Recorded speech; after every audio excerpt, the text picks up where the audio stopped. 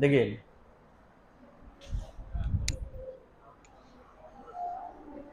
ध्यान दिया जाए। अब दोनों लोग आ गए जी।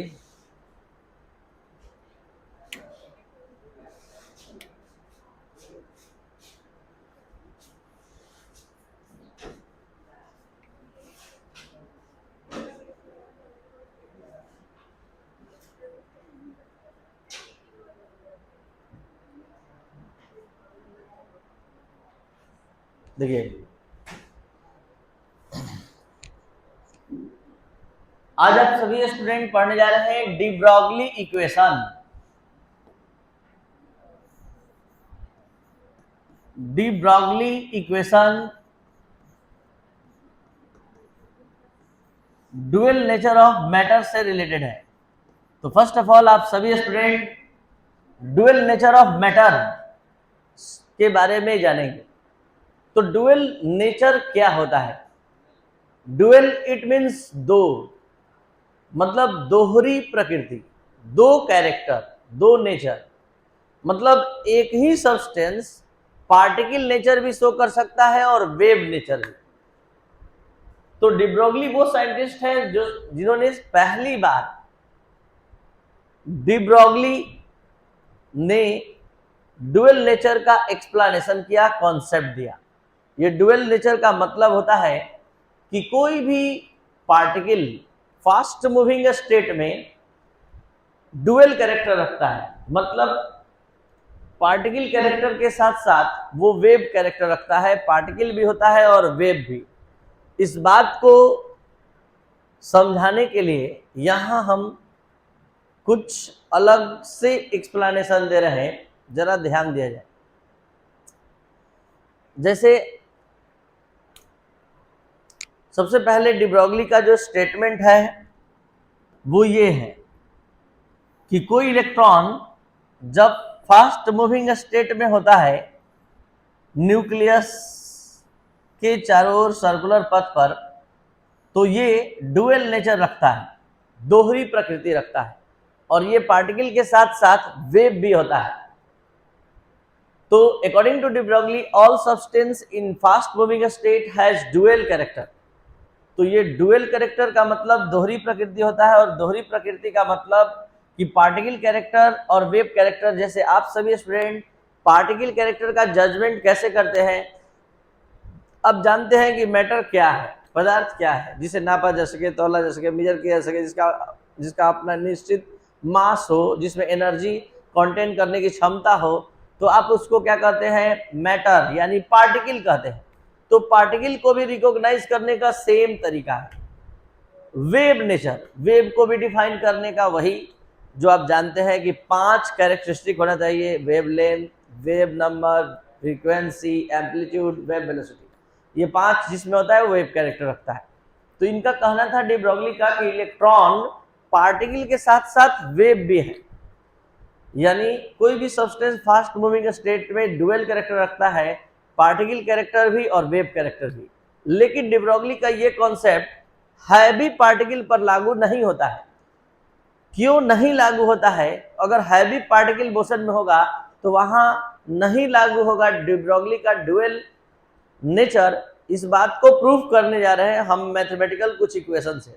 जैसे आप सभी स्टूडेंट जानते हैं कि E इक्वल क्या होता है? mc², आइंस्टीन का इक्वेशन। इस आइंस्टीन के इक्वेशन में m मास है और c वेलोसिटी ऑफ लाइट है। अगर कोई ऑब्जेक्ट अगर 10 ग्राम का है, ठीक है, तो आप समझ सकते हैं अगर कोई ऑब्जेक्ट 15 ग्राम का है तो इस ऑब्जेक्ट का जो एनर्जी होगा अधिक होगा। इस ऑब्जेक्ट का एनर्जी अधिक होगा 15 वाले का, 10 वाले का कम।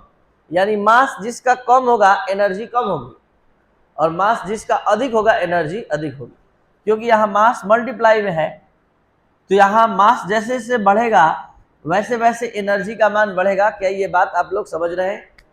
तो यहाँ पर ये बात क्लियर एकदम होना चाहिए कि जितना ज्यादा हैवियर पार्टिकल होगा, जितना ज्यादा मासिव पार्टिकल होगा, अधिक मास वाला पार्टिकल होगा, उसकी एनर्जी का मान उतना ही अधिक होगा। अब अलग से आप सभी स्टूडेंट ये भी जानते हैं कि E equal hc by lambda होता है। यहां लेमडा और एनर्जी में इनवर्सली प्रोपोर्शनल का रिलेशन है। जैसे जैसे लेमडा बढ़ेगा एनर्जी का मान घटेगा। अगर आप नहीं समझ पा रहे हैं तो एक बार लेमडा बराबर 10 लीजिए और एक बार लेमडा बराबर 15 लीजिए। आपको समझ में आना चाहिए कि यहाँ 10 से डिवाइड हो रहा है और अब 15 से होगा तो और वैल्यू कम हो जाएगा। इसका मतलब लेमडा का मान जैसे जैसे बढ़ेगा एनर्जी का मान, तो एनर्जी और वेवलेंथ में अपोजिट का रिलेशन है। एनर्जी इनवर्सली प्रोपोर्शनल होता है वेवलेंथ के। ये आप मैक्स प्लैंक में भी सुन चुके हैं और यहाँ देख भी लीजिए। जैसे जैसे वेवलेंथ बढ़ेगा एनर्जी घटेगा, या एनर्जी जैसे जैसे बढ़ेगा तो वेवलेंथ घटेगा। तो आइए यहां से आपने कॉन्सेप्ट लिया कि अगर मास बढ़ेगा तो एनर्जी बढ़ेगी। मास अगर बढ़ेगा जैसे जैसे वैसे वैसे एनर्जी का वैल्यू बढ़ेगा। तो मास जैसे जैसे बढ़ेगा एनर्जी का वैल्यू लगातार बढ़ता जाएगा। ठीक है, तो यहां जब पार्टिकल अधिक हैवियर होगा, इसको ओपन कर दीजिए। पार्टिकल जितना ज्यादा मतलब मासिव होगा एनर्जी अधिक होगी। जरा ध्यान दिया जाए, और एनर्जी जितना अधिक होगा वेवलेंथ कम हो जाएगा। फिर से, पार्टिकल जितना हैवी होगा उतना ज्यादा एनर्जी होगा, उतना ज्यादा एनर्जाइज्ड होगा, और जितना ज्यादा एनर्जी होगी उसके वेवलेंथ का मान कम।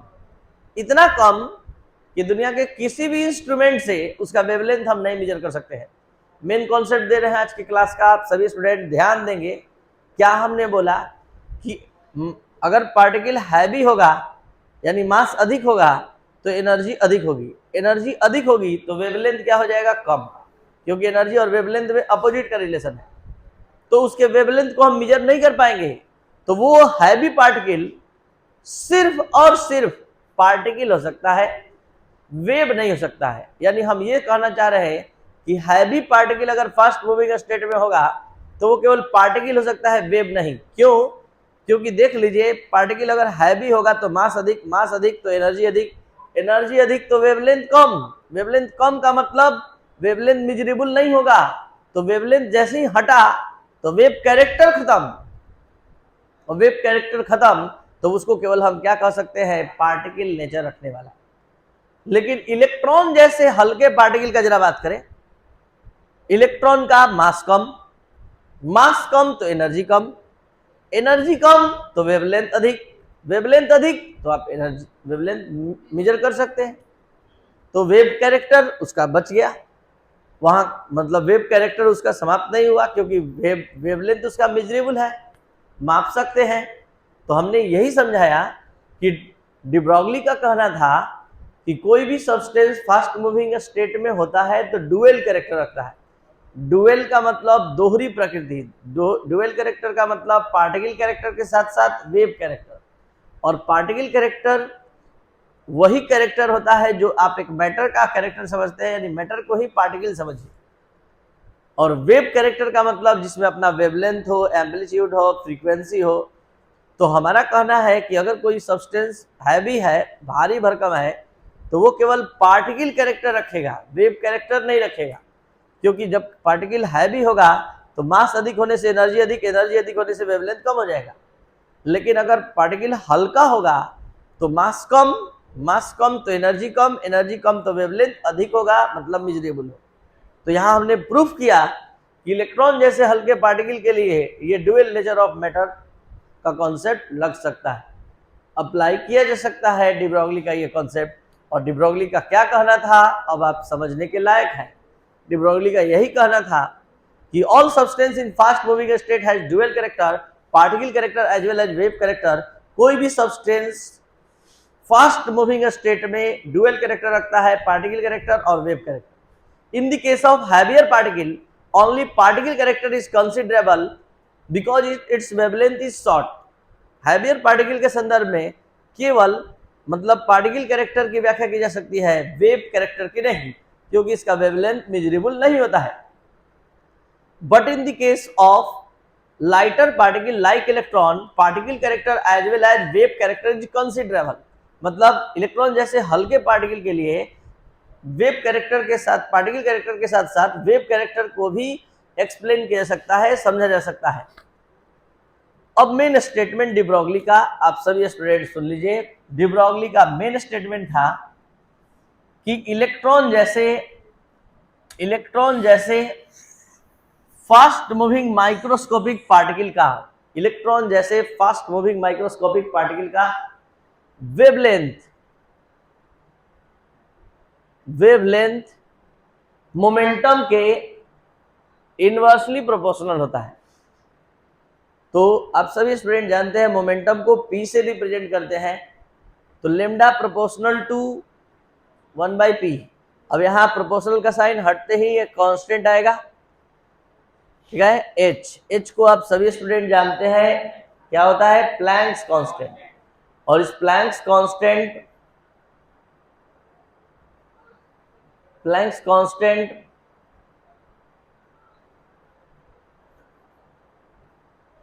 का वैल्यू 6.626 × 10⁻⁻34 जूल सेकेंड होता है। और अलग से आप सभी स्टूडेंट ये भी जानते हैं कि P बराबर mv होता है। P बराबर mv, product of mass and velocity is called momentum. तो यहाँ पर क्या हो जाएगा, लेमडा इक्वल h/mv। तो ये था डी ब्रॉगली इक्वेशन, जिसका main statement according to de Broglie the wavelength of fast moving microscopic particle is inversely proportional to momentum। Electron जैसे फास्ट मूविंग माइक्रोस्कोपिक पार्टिकल का वेवलेंथ मोमेंटम के inversely proportional होता है। तो यहाँ इनवर्सली प्रोपोर्शनल टू मोमेंटम हमने लिखा, या प्रोपोर्शनल टू 1/p पढ़ सकते हैं। Lambda equal h/p, p equal m/mv होता है, तो लेमडा इक्वल h/mv। तो इस तरह से लेमडा का हमारे पास दो फार्मूला मिला। यहां तक हमने केमिस्ट्री के हिसाब से डी ब्रॉगली का full concept, de Broglie equation का फुल कॉन्सेप्ट समझा दिया। अब हम इसी डी ब्रॉगली इक्वेशन को फिजिक्स के कॉन्सेप्ट पर ले चल रहे हैं। आप सभी स्टूडेंट को बता दें कि ये पूरा टॉपिक 12th क्लास में फिजिक्स में, मॉडर्न फिजिक्स में पढ़ना है। ये जैसे हमने पढ़ाया, जो प्रॉब्लम आप बनाएंगे पूरा प्रॉब्लम फिजिक्स में, मॉडर्न फिजिक्स में पढ़ना है। इसलिए आप ये मान के चलिए कि आप 12th क्लास का एक टॉपिक फिजिक्स का पढ़ रहे हैं। यहाँ तक केमिस्ट्री में नॉलेज दिया जाता है। अब फिजिक्स के कुछ कॉन्सेप्ट के अनुसार प्रॉब्लम का कॉन्सेप्ट भी साथ साथ दे रहे हैं, ध्यान दिया जाए। आप सभी लोग जानते हैं काइनेटिक एनर्जी इक्वल क्या होता है, 12mv²। देन v² इक्वल हम निकालना चाहते हैं 2ke/2ke बाई क्या हो जाएगा, m। तो v इक्वल क्या हो जाएगा जी, 2ke/m। Equation number third, putting the value of equation third in equation second. Equation second क्या आया था, याद है आप लोग को, putting the value of equation third in equation 2, lambda equal h/mv और v के जगह पर 2ke/m। अब सभी स्टूडेंट समझ रहे हैं, ये स्क्वायर रूट है, 2 का करनी है। यहाँ पर अगर हम इस m को इस रूट में ले जाना चाहें तो कितना बार लिखना पड़ेगा, और रूट से फिर बाहर लाना चाहे तो ला सकते हैं आप। और ये m जो का थे, फिर से बाहर लाएंगे तो m आ जाएगा बाहर। तो एक m को हमने कैंसिल कर दिया। फाइनल वैल्यू बोलिए, लेमडा इक्वल h/2ke/m। तो इस तरह से हम लोग लेमडा का थर्ड फार्मूला लेमडा का प्राप्त किए। Lambda equal h/p, lambda equal h/mv और लेमडा इक्वल h/√2ke/m। और अब जो कॉन्सेप्ट हम बताने जा रहे हैं, ध्यान से आप सभी स्टूडेंट समझेंगे। आप लोग 10th क्लास में पढ़े थे W equal we Q, charge into potential equal work, W equal we Q, और वर्क बराबर होता है एनर्जी, क्योंकि जितना आप कार्य करते उतनी ही एनर्जी खर्च होती है, जितना आप वर्क करते उतना ही एनर्जी लॉस होता है। तो कहने का मतलब यह है वर्क इक्वल एनर्जी, और work equal electrical work equal क्या होता है, charge into potential, W equal we Q. यहां पर इस चैप्टर में चार्ज को यूनिट चार्ज लिया गया है और पोटेंशियल को पोटेंशियल ही लिया गया है, और ये वर्क इक्वल एनर्जी है जो काइनेटिक एनर्जी के इक्वल होगा, के के। तो यहाँ पर जो कॉन्सेप्ट हमने दिया कि kinetic energy equal if kinetic energy equal charge into potential, तो अब इस काइनेटिक एनर्जी के वैल्यू को हम इस इक्वेशन में रख रहे हैं, देन क्या हो जाएगा, H बाई 2 EVM। तो इस तरह से लेमडा का एक और फॉर्मूला हम लोग को मिल गया जो पोटेंशियल से रिलेटेड है, और इक्वेशन 1, 2, 4 और 6 के अकॉर्डिंग अगर हम बात करें तो लेमडा इक्वल हमने क्या क्या, H by p, H by m भी, H by square root 2 KEM और इक्वल H बाई 2 EVM। अब आप सभी स्टूडेंट को एक इंपॉर्टेंट कॉन्सेप्ट यहां बताने जा रहे हैं कि नील्स बोर के एटॉमिक मॉडल में एक स्टेटमेंट था, only those orbits are permitted which angular momentum of electron is equal to NH by 2 pi. Niels Bohr ने यह स्टेटमेंट ये मानकर दिया था कि इलेक्ट्रॉन एक पार्टिकल है, जिसको डी ब्रॉगली ने प्रूफ किया कि इलेक्ट्रॉन एक पार्टिकल नहीं वेव है। पार्टिकल के तो है ही, पार्टिकल के साथ साथ वेव भी है, मतलब पार्टिकल नेचर भी रखता है और वेव नेचर भी। तो जब आप सभी स्टूडेंट इस बात को समझ गए अच्छे से कि ये